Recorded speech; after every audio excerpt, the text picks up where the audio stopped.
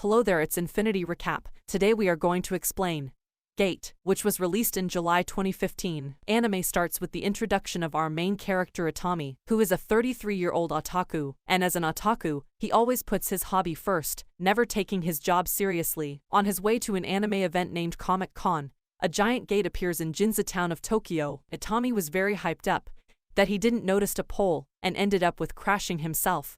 But later on, had a visions of a fantasy world. After that, a dragon flies out of the gate, followed by an army of soldiers, wearing some old-fashioned warrior outfit, and then they start killing peoples, destroying things in the city very recklessly. One of the soldiers tries to attack a police officer, but Itami jumps into action, tackling him to the ground, and killing him with his own dagger. Despite being dressed in shorts and a t-shirt, he tries to get the police to evacuate the citizens. After a call to their higher-ups, they start following his orders, and later we finds out that Itami was a member of JSDF force. Afterwards, when everything cools down, Itami gets promoted to First Lieutenant for his heroic efforts in Ginza town, but he's not happy about his new position. After all, he missed the Comic-Con event, and now has way more responsibility than he ever wanted.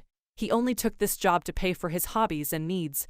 In easy words, the otaku life was the only life for him. The Prime Minister of Japan announces that they will be sending a JSDF unit through the gate, with the full support of the US President. After 3 months of preparation and training, the new Prime Minister of Japan declares that the JSDF is now ready as a special task force, petitions Emperor Molt on how to respond to the assault. Their army that met the JSDF at All-News Hill where the gate is located was completely obliterated. The Emperor decides to send messengers to rally neighboring states, but when they answer the call to arms, Durin, commander of a neighboring country, becomes suspicious when the Imperial forces are nowhere to be seen. They plan their attack for the next morning, but the Imperial army is still absent. Durin leads his troops to the battlefield, only to find the aftermath of that bloody war. Their first offense results in approximately 10,000 deaths. The second one caused lose of 40,000 soldiers. They've never seen modern weapons, and are completely powerless against the JSDF. Durin plans to attack at night, but to no avail. The enemy signals with flares and guns down their forces. Those bullets from guns was easily able to penetrate the old-fashioned iron shields. The total loss surpasses 100,000 soldiers, and the Emperor's plans to neutralize the surrounding territories' armies became a successful plan. They no longer have the power to overtake the imperial capital. He orders the destruction of nearby towns and villages to cut off the food supply and create a dependency on the empire. The US president decides to sit back and wait until Japan's operation fails. Itami is put in charge of the 3rd Recon Squad to survey the land and make first contact with the locals. Hopefully, there was a peaceful relationship between them. The team sees smoke in the distance. When they reaches at the spot, there was an enormous flame dragon. There's one problem. Their intelligence tells them there should be a town in the middle of the blaze, looking for survivors. Everything has been burned completely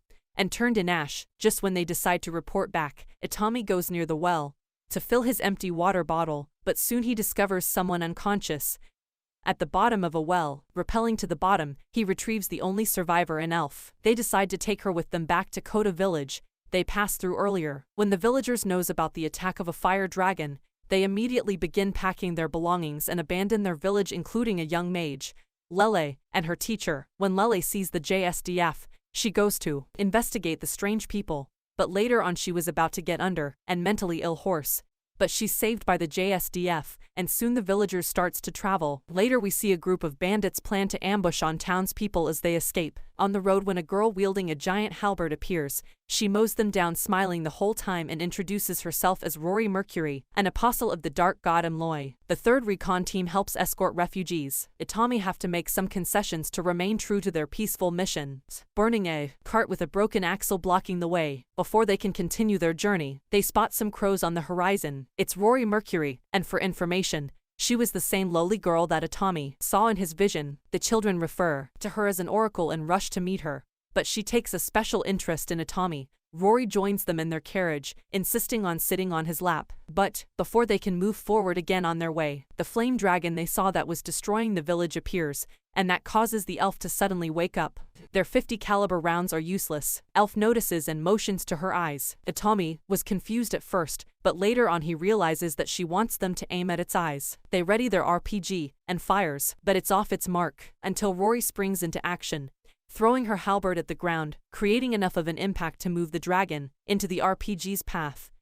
It explodes, causing both the dragon and its left arm to depart. The refugees thank the JSDF, but can't accept any more of their help, and part ways, leaving a few orphan villager with them, including the elf, Loli, Rory, and a few of the children. After that, when Itami get asked that what he'll do, Itami decides to bring them back to News Hill as refugees. The elf whose name gets revealed and we finds out that her name was Tuka Luna Marcua, but we will call her Tuka. So Tuka awakes from a nightmare of her father sacrificing himself to save her. As the team returns to base, Pina and members of Order, Roses, Hamilton, Norma, and Gray learn about the JSDF. While finding off the flame dragon from a local bartender, Itami gets yelled out for bringing the refugees back to base without any communication, but quickly forgiven due to the intel they can gather from the inhabitants and is tasked with their care. Lele learned Japanese quicker than the others. In China, the president, Dong Dechu, believes that the special region would benefit more if half of his forces gets an opportunity to pass the gate. While in Japan, the prime minister is asked about the civilian casualties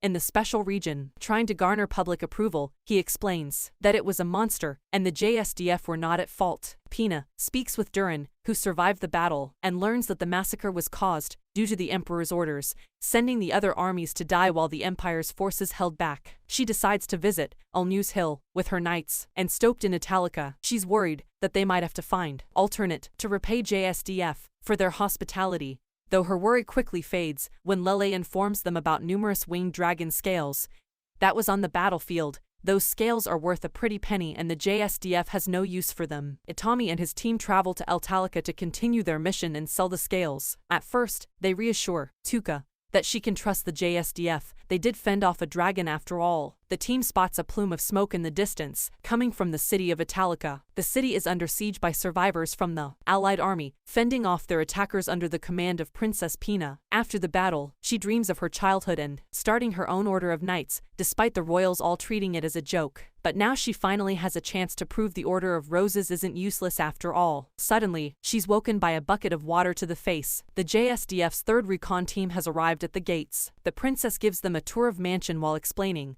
that Italica's nobles are no long and left their only child in charge, so she took over the reins as commander to defend the city. Itami is surprised he understands her, and are becoming more familiar with their language. They agree to help defend the city, and Pina tells the third recon to guard the severely damaged southern gates mostly. Rory wonders why Itami is allying himself with the Empire. He explains that he wants to protect the people of Italica and show the princess that they aren't enemies and that there are alternatives to war. This excites Rory. She can finally go crazy on the enemy. But instead of attacking the south, the enemy breaks through the eastern gate, which Pina and her knights are struggling to defend. Everyone at Italica gets shocked due to an unexpected strategy of those bandits. She hesitates to act, seeing the horrors of war for the first time. Itami waits impatiently for her to give the order and call for backup. But Itami was wondering what Princess was planning to do. Afterwards, Itami calls for backup, but ground forces are too slow. So General Hazama, who was on the highest rank among all the JSDFs at the special region,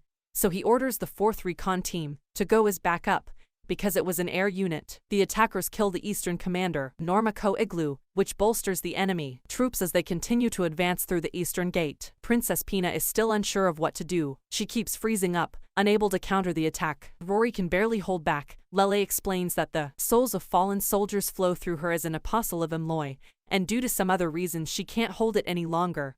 And then Rory goes towards the battle at the east gate with Itami and 3rd Recon on her. The 4th Combat Unit's helicopters make their way to Italica, to the tune of Wagner's Ride of the Valkyries, ready to light them up as the sun comes up. Rory arrives and instantly cuts down the largest bandit who was killing peoples, and by Rory's action the enemy was shocked, as the 4th unit appears and starts picking off the bandits who attempt to flee. The 4th unit tells them to clear the area before using Gatling guns to mow down the remaining enemy forces. Pina fears that the JSDF will use their power to take advantage of their weakness, but during negotiation, they were taken off guard by their lack of demands. On their way back, the 3rd Recon unit is met by more of Pina's order, but they're not quite as friendly. Itami tells the rest of his unit to make a run for it, while he's being taken prisoner. The 3rd Recon unit get out of town, waiting to rescue Itami. Pina chews out her knights, worried about the consequences of breaking the new treaty, not even a day after it was signed. Gray suggests that they should apologize since they're no match to JSDF. The team makes its way back into the city. Tuka uses her magic to knock out the guards. In the mansion, Itami wakes up surrounded by maids, telling him that the knights have been reprimanded, asking him to spare the countess,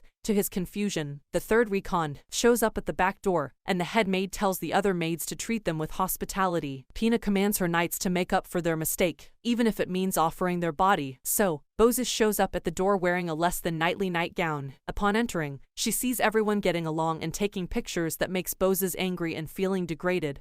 So that's why she slaps Itami right onto his face. After all of this, Itami is called back to News Hill to meet with the Japanese Senate, and Pina requests to travel with them to see what's on the other side of the gate. Taking Bozes with her, Itami invites Tuka to speak with the Japanese government along with Lele acting as a translator.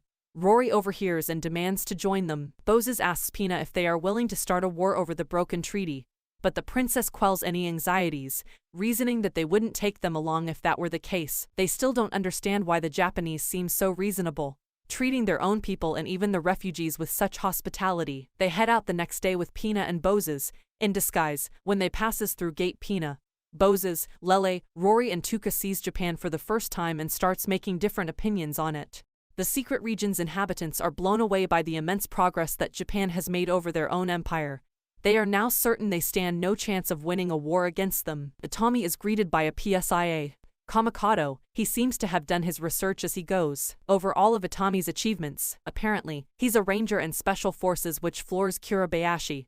She refuses to believe Itami could achieve such ranks and titles. Before heading to the Senate, they need to buy some clothes to fit in, as well have a well-balanced meal before testifying before an unbalanced diet. When they arrive, Pina and Boz are held back since they aren't even supposed to be there in the first place. Instead, they head to a secret meeting with Foreign Affairs. During the diet hearing, Itami is questioned by a senator who is bent on painting the JSDF in a bad light.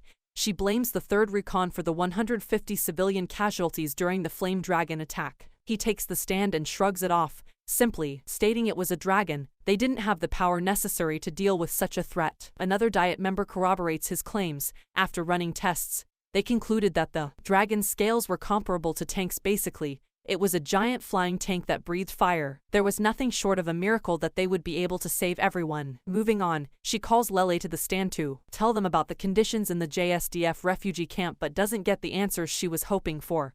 Not even Tuka can speak to the events of the attack since she was mostly unconscious. The Diet member spots Rory and thinks she must be in the morning due to her black attire. She's even wearing a veil. She berates Rory and accuses them of running away and not doing their job, since there were no JSDF casualties. Rory stands up for Itami and his team. Nobody has fought off a flame dragon and lived to tell the tale. The Diet member is offended by Rory's condescension, thinking she's merely a little girl, until Itami steps in and they discover she's actually 961, Tuka is 165, and Lele is merely a 15-year-old human. Lele goes on to detail the different races of the special region. Elves can't die of old age, and Rory is actually a demigod who ascends to full godhood on her 1000th birthday. During the Foreign Affairs meeting, Pina and Bozes are extremely confused at how willing the Japanese are to compromise. Instead of holding their people for ransom, as a show of good faith, they hand the princess a roster of 6,000 prisoners they are currently holding, and allow her to choose those she wishes to free. They use a bus as a decoy and all meet up in the subway, where Kamikado meets them a few stops later, believing they have successfully passed the suspected mole in their operation. However, Rory is uncomfortable being underground. The next morning, Itami decides it's time to have some fun. At least he shoehorns in a practical advantage, as a cover splitting up and sticking to public places should be the safest bet. Itami decides to head to the manga store. Pina and Bozes ask Tomita to take them to the library, and Risa suggests the rest of the women go shopping with her. Rory refuses because she has no need for anything other than her formal attire, but her self-control isn't exactly under control. Tuka, Lele, and Rory get new outfits to not stand out more than they already do. Itami runs into Defense Minister Taro Kano. For the first time in 20 years, he was the first one to introduce Itami to manga. Now he needs the lieutenant to conduct secret operations, purchasing manga, since the minister can't be seen buying it himself. He orders Itami to stick with the original plan and take their guests to the rendezvous. The group reconvenes. Tuka bought a compound bow. Rory got new clothes. That night, they head to Hakone Mountain to stay at the Sankaira Kaku Inn. The SFG has the resort under surveillance. Meanwhile, the SGF is dealing with armed intruders targeting the special region's inhabitants, though they aren't quite sure why. After unmasking some they took out, they seem to be American. The US president makes a call to Modoi, Prime Minister of Japan. It's blackmail. They have enough dirt on the cabinet to stay their hand. The Prime Minister tells the Defense Minister to have his men stand down, but he doesn't agree to just hand over their guests. Itami wakes up and finds Rory drinking alone. Apparently, she can't sleep there because near them, having some fight between soldiers. So Rory having a hard time for holding herself back. Itami also has a hard time holding back. She doesn't exactly look over 900. Saved by the bell ring, Itami's phone goes off, interrupting Rory's advances. The Americans get too close to the inn, so Rory decimates their black ops. They're not the only ones though. Multiple special ops teams from different countries are caught in the crossfire. It's a massacre. Good thing Rory is invincible. There isn't much time. They need to get out of the inn and vacate the area. Itami gathers everyone and tells them to grab any usable weapons. They find a van, but instead of killing the agent, Loli knocks them out with magic. Everyone looks to Itami for what to do and why they can't stay and fight, but he has no idea. US President Durrell is furious with Graham, the one in charge of the operation, about losing his team without capturing the targets. While stopped at a convenience store, Risa comes up with a plan that guests from the special region will visit the Ginza Memorial, not only to pay their respects, but to have the public eye on them following the event. The following day, news breaks about the Prime Minister stepping down, and a reporter attempts to take public opinion when she spots a large crowd forming near the Ginza Memorial. Graham stakes out the area with another agent, but they aren't the only ones after them, and there are too many people to maintain any level of secrecy, especially after Shino, the reporter, notices her sister, Nanami, who interrupts the broadcast to reveal that their team is being pursued. Kamikado appears and confronts Graham, who is apparently CIA. He calls the president, who is not happy after hearing that his entire team was arrested. The Chinese government tells his men to pull out, while the Russian president is impressed with how the Japanese deal with the situation. Back in the special region, Pina is determined to bring an end to the war after seeing just how advanced Japanese civilization is compared to the Empire. Her and Bose's plan to leave the next day, with a letter to expedite peaceful negotiations. A mysterious figure looks over the refugee settlement that has formed at News Hill over the past 5 months.